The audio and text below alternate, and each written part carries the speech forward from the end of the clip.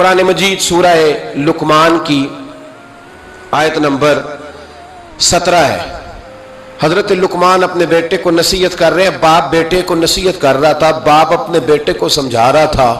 میرے رب کریم کو باپ بیٹے کا سٹائل اتنا پسند آیا کہ اسے قرآن پاک میں بیان فرما دیا. کبھی باپ بیٹے کی گفتگو بھی کسی نے نقل کی ہے, باپ بیٹے کی گفتگو بھی کبھی کسی نے کتاب میں نوٹ کی ہے, لیکن مالک کو اتنا پسند آیا یارو, باتیں باپ بیٹے کی تھیں, اللہ نے قرآن پاک میں نازل فرما دی. یار اتنا خوبصورت تھا باپ بیٹے کا انداز تکلم دیکھیے. باپ بیٹے سے کہتا یا بنیا, اے میرے بیٹے, اے میرے اللہ, نہیں کیا او ادھر آئے نا, یا بنیا, اے میرے. دیکھیں لفظوں کا حسن, اے میرے بیٹے. اپنے حق میں قائل نہیں کیا کہ میں بوڑھا ہو گیا ہوں, بڑی محنت کی, اب تو پیسے کمایا کر, مجھے دیا کر, تجھے نہیں پتا ماں باپ کی. ہم سارا دیہڑی یہی ڈیوٹی کرتے ہیں, سارا دن یہی کام ہے کہ میری قدر کر, باقی سب ٹھیک ہے. حضرت سیدنا لقمان اپنے بیٹے کو کیا کہتے یا بنیا اقم الصلاۃ, اے میرے بیٹے نماز قائم کر, نماز قائم کر, نماز قائم کر. نماز قائم کرنے کا معنی یہ کہ ظاہری آداب کے ساتھ بھی پڑھ, باطنی آداب کے ساتھ بھی پڑھ. اور پھر حضرت لقمان بیٹے کو بٹھا کے آگوش محبت میں پیغام دیتے ہیں, کہتے ہیں نماز قائم کر. اور پھر یہ نہیں کہا کہ تو اپنی قبر صحیح کر, تجھے کیا لگے دوست تیرے پڑھتے ہیں کہ نہیں پڑھتے, یہ نہیں فرمایا. فرمایا اقیم الصلاۃ, نماز پڑھ, وامر بالمعروف ونہا عن المنکر. پھر تو لوگوں کو بھلائی کا حکم دے اور برائی سے منع کر. یہ باپ اپنے بیٹے کو نصیحت کر رہا ہے. اور پھر پتہ ہے جب کوئی بھلائی کا حکم دے, برائی سے منع کرے تو اسے تکلیف بھی آتی ہے. پھر اپنے بیٹے کو کہنے لگے وَاصْبِرْ عَلَىٰ مَا أَصَابَكَ, اور اس رستے میں جب تیرے اوپر کوئی مصیبت آئے تو تو نے صبر بھی کرنا ہے. نیکی کا حکم دینے اور برائی سے منع کرنے کے رستے میں جب کوئی مصیبت آئے تو بیٹے تو نے اس پر. اور اب باپ اپنے بیٹے کو نصیحت کرتے ہیں, کہنے لگے بیٹے یہ تو ایسے ہی نہ سمجھا کہ نماز پڑھنا کوئی عام کام ہے, ایسے ہی نہ سمجھنا کہ لوگوں کو بھلائی کا حکم دینا کوئی عام کام ہے. یہ عام کام نہیں. اِنَّ ذَلِكَ مِنْ عَزْمِ الْأُمُورِ, فرمایا یہ بڑے حوصلے والے کام ہیں, یہ بڑے حوصلے والے, بڑے ہمت والے کام ہیں جو میں تمہیں بتا رہا ہوں. باپ اپنے بیٹے کو یہ نصیحت کر رہا ہے. ملا جامی نے اس کو لکھا ہے, مولانا عبد الرحمن جامی کہتے ہیں سیدہ فاطمہ الزہرا کے پاس امام حسن اور حسین جب بھی جاتے تھے نا, بی بی صاحبہ یہ آیت پڑھ کے سناتی تھی. یہ آیت بی بی صاحبہ سناتی تھی کہ بیٹے نماز قائم رکھنی ہے, بھلائی کا حکم دینا ہے, برائی سے روکنا ہے, اور اس رستے میں جو مصیبت آئے گی اس پہ. اور ان ذالک من عزم الامور, بیٹے یہ معمولی کام نہیں, یہ بڑے عزم والے کام, یہ بڑے حوصلے والے. ماں جب ان لفظوں میں تربیت کرے, ماں جب کہے, دیکھا نا میرے بھائی, ماں جب سچ کا درس دیتی ہے تو بچہ سچ ہی بولتا ہے. اور اگر اماں کہے کہ بیٹے میں بات کرنے لگی ہوں, تیری دادی کو نہ پتا چلے, یہ پھپھی کے سامنے نہیں کرنی, بلکہ کئی دفعہ اماں کہے ابا آئے نا رات کو تو اس کو نہیں بتانا, اور پھر اماں ٹھیک 15 منٹ کے بعد کہ بیٹا ہمیشہ سچ ہی بولنا, تو سچ بولے گا. کیوں بولے؟ کیونکہ اس لیے کہ اماں نے اسے پہلے بتا دیا ہے کہ سچ یہ بات کرنی نہیں کسی سے, میں کر رہی ہوں پر تو نے کسی سے نہیں کرنی. تو آپ نے 3 لیکچر تو اس کو جھوٹ کے دے دیے. اب اگر آپ اسے کہیں سچ بول تو وہ بولے گا. آپ نے خود کہا کہ بیٹے یہ ٹیلی فون اٹھا, اس بندے کے پیسے دینے, اس فون سن, اس کو کہنا کہ میرے ابا جی فون گھر میں بھول گئے. پھر دروازے پہ دستک ہوئی, آپ اندر بیٹھے تھے, بچے سے کہا کہ جا کے باہر کہہ دو کہ ابا جی گھر میں موجود ہے. پھر آپ نے ٹھیک 1 گھنٹے کے بعد اس کو سچ کا لیکچر دینا شروع کر دیا, بولے گا سچ؟ وہ بھی پھر جائے گا نا جب اپنے دوست کے گھر, تو ٹیلی فون ابا جی کا آئے گا تو دوست کو دے کے کہے گا ابا جی سے کہے کہ وہ ٹیلی فون میرے پاس بھول گیا ہے, کیونکہ یہ آپ نے پٹی پڑھائی ہوئی ہے. یاد رکھیں, گھر کے اندر جب تک آپ کا کردار, آپ کا اخلاص, آپ کا درد, حضرت غوث پاک جیلانی پیر بعد میں بنے, عالم بعد میں, اگرچہ پیدائشی ولی تھے, لیکن غوث اعظم کہتے ہیں میں نے سبق استاد کے پاس بعد میں پڑھا. میں نے حضرت ابو سعید مخزومی کے ہاتھ پر بیعت بعد میں ہوا, خلافت بعد میں ملی, سارا کچھ بعد میں ہوا. پہلے دن جب گھر سے نکلا, ابا جی میرے وصال کر گئے تھے, کہتے ہیں میری ماں نے, سید زادی نے مجھے گود میں لیا اور میرا ماتھا چوم کے کہنے لگی عبد القادر ایک وعدہ میرے ساتھ کر, زندگی میں تیری زبان سے جھوٹ نہیں نکلنا چاہیے. तेरी जुबान से झूठ है। और गौसे पाक फरमाते हैं जब मेरी माँ मेरे साथ ये बात कर रही थी तो मेरी माँ रो रही थी, रो रही थी। कभी रो के भी किसी ने नसीहत की है बच्चों को? हजरत गौसे आजम रदी अल्लाह तआला अन्हु फरमाते हैं मुझ पर मेरी माँ की बात तारी हो गई, तारी हो गई मेरी माँ की बात। वो मेरी माँ ने आंसुओं के अंदर लपेट कर जो मुझे तोहफा दिया था ना सच का, वो मेरे जहन पर, दिल पर, रूह पर छा गया। और डाकू जब लूटने आए तो 100 दिनार कपड़ों में सिला हुआ था। वो कभी किसी ने डाकुओं को भी बताया कि पैसे हैं तो ले लो? यहां तो शरीयत भी बड़ी सारी गुंजाइश देती है कि बचाओ अपना माल, लेकिन गौसे आजम रज़ी अल्लाह ताला अन्हु फरमाते हैं माँ ने मुझे आंसुओं में लपेट कर दिया था, लपेट करके सच बोलना है। तो माएँ अजीम हो तो फिर बेटे भी अजीम ही होते हैं। माँ अजीम हो तो बेटा भी फिर अजीम ही होता है। लपेट कर सच का तोहफा दिया था। तो सैयदना गौसे पाक फरमाते हैं जब उन्होंने आके कहा ना कि तेरे पास क्या है, तो मैंने कहा 100 दिनार है। उसने जेबें भी खोली, हाथ भी खोले, जूते भी उतारे, पगड़ी भी खुलवाई, कोई शय ना निकली। तो कहते हैं वो सरदार के पास ले गया, कहने लगा सरदार ये अजीब बच्चा है, कहता है 100 दिनार है, सारा ढूंढ लिया मिले नहीं, तो ये झूठ बोल रहा है। तो कहते हैं जब उसने कहा ना झूठ बोल रहा है, तो हज़रत गौसे आज़म कहते हैं मुझे जलाल आया, गुस्सा। मैंने कहा खबरदार ये बात ना मेरे साथ आज के बाद करना, मैं झूठ नहीं बोलता, ये मेरे करीब नहीं आ सकता, खबरदार। यहां बच्चों को गुस्सा तब आता है जब मर्जी का बर्गर ना मिले। गौसे आजम को गुस्सा कब आया? खबरदार सारा कुछ कर, आज के बाद ये लफ्ज ना कहना मैं झूठ बोलता हूं। अब्दुल कादर झूठ नहीं बोल सकता, हो ही नहीं सकता। उसने कहा फिर बता पैसे किधर है? तो हज़रत गौसे आजम ने बटन खोले और उलट करके कुर्ता कहने लगे मेरी मां ने सिए थे। 12 साल के गौसे पाक, यह एक रवायत है 14 साल। ये हम लोग इसको कहानी समझते हैं, कहानी नहीं भाई। ये वाकया अगर तेरे मेरे सामने हो तो अल्लाह की इज्जत की कसम खाता हूं मैं और आप भी तौबा कर दें, क्योंकि वो वाकया नहीं हो रहा था, वो कैफियत थी, वो तारी था सारा कुछ उस वक्त। गौसे आजम रज़ी अल्लाह ताला अन्हु का ये पैसे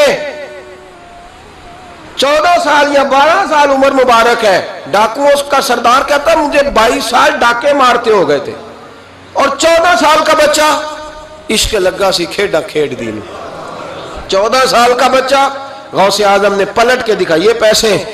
तो वो डाकुओं का सरदार कहता है कि पता नहीं मुझे क्या हुआ कि बच्चे के जज्बात किस तरह के हैं, अफकार किस तरह के हैं, ख्यालात किस तरह। कहता कहाँ जा रहे हो? कहा मैं इल्म सीखने बगदाद जा रहा हूँ। तो कहा बेटा दुनिया पैसे छुपाती है, तूने बताया क्यों?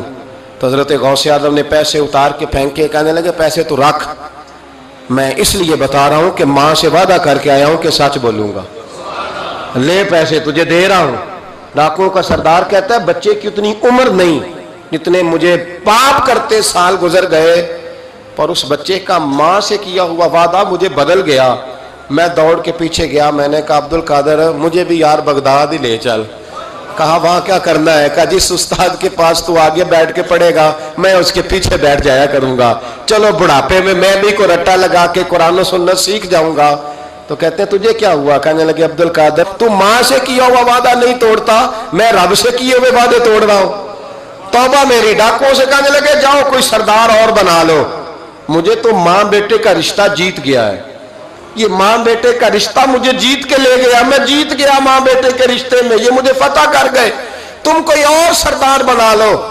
तो 22-23 डाकू थे, पीछे आके बैठ कहने लगे सरदार अगर गुनाह इकट्ठे किए हैं तो नेकियों में अकेला तो ना छोड़। ओ भाई मां बेटे का रिश्ता और मां बेटे की तरबियत, तो 14 साल का बच्चा तौबा करा जाता है। पर मुसीबत ये है कि हम वो माएँ तैयार करने में कामयाब नहीं हो सके, लेकिन हमने सदा नाकाम नहीं रहना, माएँ तैयार करनी है।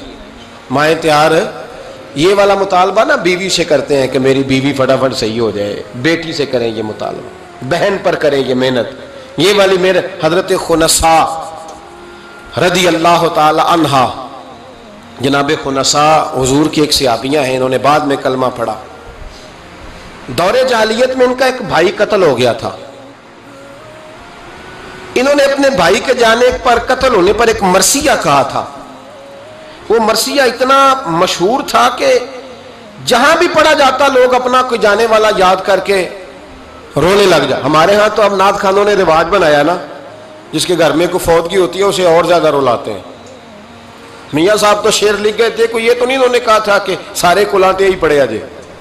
انہوں نے تو شعر لکھا تھا نا, باپ مرے تے سر ننگا ہوندا تے پائی مرن تے کنڈ خالی تے ماما بعد محمد بخشا کون کرے رکھوالی. اب اس کو پتا ہے اس پہ روئیں گے بھی زیادہ, نوٹ بھی زیادہ دیں گے, تو ہر جگہ جا کے نا بات یہی چھیڑ دیتا ہے. اب وہ بیچارے بچے پہلے سے زیادہ روتے ہیں, تڑپتے ہیں. حالانکہ حکم یہ تھا کہ جب کسی جاؤ نا فوتگی پہ تو ان کو رلانا نہیں بلکہ ان کو حوصلہ دینا ہے. نعت خانوں کی بات ہوئی ہے تو آپ نے بڑا غور سے دیکھا ہے میری طرف, میں اور آپ بھی ایسے ہی کرتے ہیں.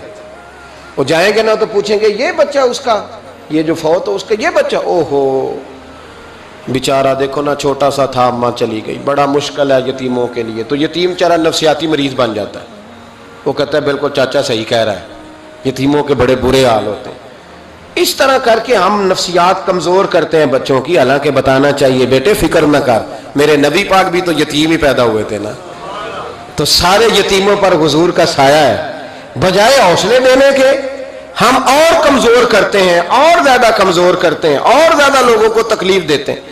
تو قصیدہ جناب خنساء رضی اللہ تعالیٰ عنہ کا بڑا مشہور تھا, عربی قصیدہ لکھا تھا انہوں نے. کسی کے ہاں بھی کوئی انتقال کر جاتا تو ان کا وہ عربی قصیدہ پڑھا جاتا, اور جب وہ قصیدہ پڑھا جاتا تو لوگ دھاڑے مار مار کے روتے, دھاڑے مار مار کے. حالانکہ رونا رلانا اتنا اہم کام نہیں جتنا کسی کے دل کو تسلی دے دینا اہم کام ہے. جتنا کسی کی اشک شوئی, اشک آنسو نکالنا تو جرم ہے, آنسو پوچھنا ثواب ہے. یہاں لوگ رلانے کی ڈیوٹی کرتے ہیں, آنسو پوچھنے کی ڈیوٹی نہیں کرتے. حضرت جناب سیدنا خنساء رضی اللہ تعالی عنہ, آپ کا وہ قصیدہ پڑھا جاتا, لوگ دھاڑے مار مار کے روتے. یہ وہی خنساء تھیں کہ جنگ احد سے کچھ مہینے پہلے کلمہ پڑھ کے مسلمان ہو گئی. یہ وہ بی بی مشہور شاعرہ جن کا قصیدہ رونے رلانے کے لیے پڑھا جاتا ہے. ان کے 4 بیٹے جوان تھے. احد کے لیے جب رسول رحمت صلی اللہ علیہ وسلم نے اعلان کیا نا, فوجی آئیں, مائیں بہنیں بچے تیار کریں بھیجیں, تو ان کی سہیلیاں کہنے لگی کلمہ تو پڑھ گئی ہے, تیرے بچے بھی پڑھ گئے ہیں, پر تیرا سب کو پتا ہے تیرے بچے کوئی نہیں جائیں گے. اس لیے کہ ایک بھائی کے جانے پر تو نے قصیدہ لکھا ہے تو آج تک پڑھا جا رہا ہے, تو 4 بچے کیسے تیرا نہیں جاتا. جناب خنساء چوپ ہیں. جب جنگ احد کے لیے سپاہی اور مجاہد نکلنے لگے تو 4 بیٹے لے کے چوک میں آ گئی.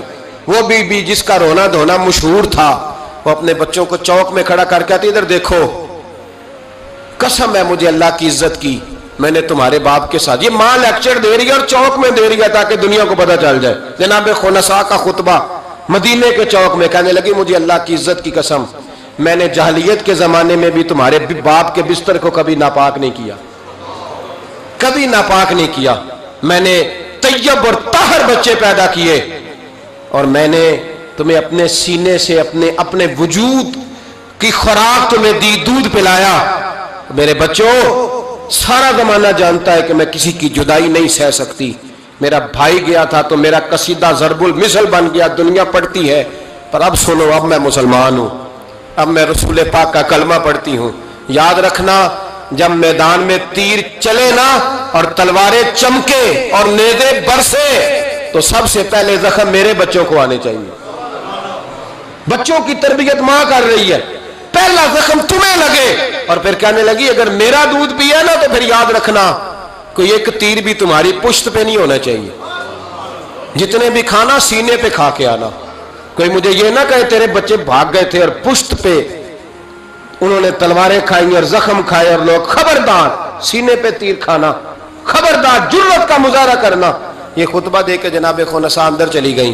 لوگ کہتے ہیں حیران رہ گئے. مزے کی بات یہ تھی, پھر بھی بیبیاں کہنے لگی خطبہ تو دے دیا ہے, دعا کرو اس کا کوئی بچہ شہید نہ ہو جائے. بڑے سخت قصیدے لکھتی ہے, شہید نہ ہو جائے, دعا کرو. لیکن اللہ بڑا ہی بے نیاز ہے, ان کے 4 بچے شہید ہو گئے. 18 زخم تھے بچوں کے پر, تھے سارے سینے پہ. 18 گھاؤ تھے تلواروں کے پر, سارے سینے پہ. میرے محبوب بہت سے واپس آئے.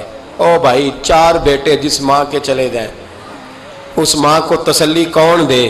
جناب خنساء کے کھڑی ہوئی تو صحابہ کہتے ہیں ہمارا خیال تھا کوئی درد والا شعر پڑے گی, رلا دے گی دنیا کو. کہ میرے حبیب پاک نظر اٹھائی، کہا خنسا تجھے پتا ہوگا تیرے چاروں بیٹے شہید ہو گئے؟ کہنے لگی حضور یہی تو دکھ ہے۔ جب کہا نا یہی دکھ ہے تو کان کھڑے ہو گئے لوگوں، حضور یہی تو دکھ ہے، یہی تو پریشانی ہے۔ محبوب نے فرمایا کیا پریشانی ہے؟ کہنے لگی حضور یہی تو پریشانی ہے، میرے 4 تھے، دل کرتا ہے میرے 14 ہوتے۔ حضور یہی تو دکھ ہے، 4 تھے، دل کرتا ہے 400 ہوتا۔ 4 کروں تیرے نام پہ جان فدا، نام بس ایک جان 2 جہاں فدا۔ سونیا میرا 2 جہاں سے بھی نہیں جی بھرا، میں کروں کیا کروڑوں جہاں نہیں۔ کہا حضور 4 تھے۔ اور پھر مسجد نبی آج بھی اس ماں کی جرت کی گواہ ہے کہ ماں پوچھنے لگی سونیا میں یہ نہیں پوچھنے آئی کہ میرا کوئی بچہ ہے کہ نہیں، یہ پوچھنے آئی ہوں کہ میرے بیٹوں نے کوئی پشت پہ زخم تو نہیں کھایا؟ حضور کوئی پشت پہ زخم تو نہیں کھایا میرے بچوں نے؟ کوئی پشت پہ زخم؟ تو رسول پاک نے فرمایا خنسا تیری جرت کو اللہ قبول فرمائے، تیرے بچوں نے جتنے بھی زخم کھائے ہیں سینوں پہ کھائے۔ میں نے کہا مائیں عظیم ہو تو بچے بھی عظیم ہوتے ہیں، اور اگر ماں کسی کے سائے کا اندھیرا دیکھ کے ڈر جائے تو بچوں میں جرت کیسے آئے گی؟ بچے کربلا کے میدان میں کیسے جائیں گے؟ بچے کس طرح میدانوں میں